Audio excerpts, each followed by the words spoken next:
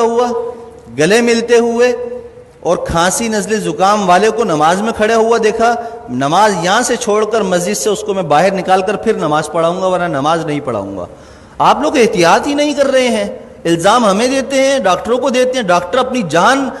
جو ہے نا ان کی عذاب میں آئی ہوئی ہے، مر رہے ہیں ڈاکٹر، ان کو وینٹیلیٹر نہیں مل رہے ہیں۔ آپ لوگوں نے کھیل بنایا ہوا ہے کرونا کو۔ بھائی یہ کرونا ختم ہونے والی چیز نہیں ہے،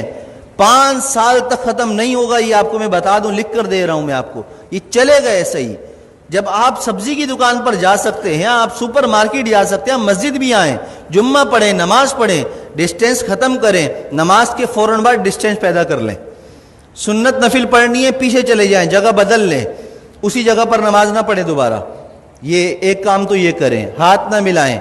ماسک کا استعمال لازمی کریں، ہر کوئی اپنے پاس رکھے، باہر سے لگا کر آئے، نماز پڑھتے ہوئے اگر کسی کو اتارنا ہے تو اتار لے، لیکن نماز سے پہلے یا نماز کے بعد اگر آپس میں سامنے کھڑے ہوئے بات کرنے ہیں، بغیر ماسک کے کوئی بات نہیں کرے گا۔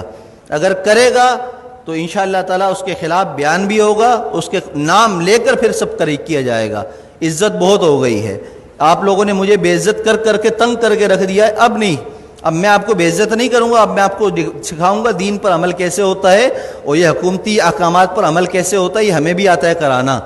اور اگر اب میرے خلاف کسی نمازی یا کسی نے بھی کوئی درخواست یا کوئی ایسی حرکت کرنے کی کوشش کی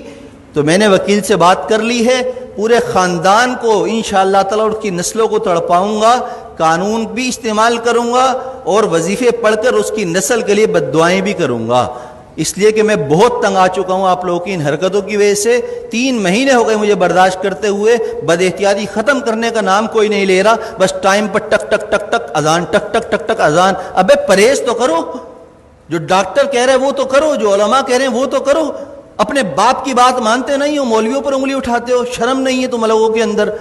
میں نے کہا تھا، ہمارے نائب امام صاحب نے ایک جمعے کو رمضان میں نہیں تھا، تھوڑی سی رکعت لمبی کر دی تو پیچھے 2 لوگوں نے کہا کہ آپ کو نماز پڑھانی ہے، اتنی لمبی نماز پڑھا دی، شرم نام کی چیز نہیں ہے، امام کو ایسے کہتے ہو؟ پورا زندگی جس نے قرآن پڑھنے میں، علم حاصل کرنے میں لگا دی، تمہاری نماز پڑھاتا ہے، اس کو تم کہتے ہو نماز پڑھانی نہیں آتی؟ تمہیں تو طہارت اور غسل نہیں آتا،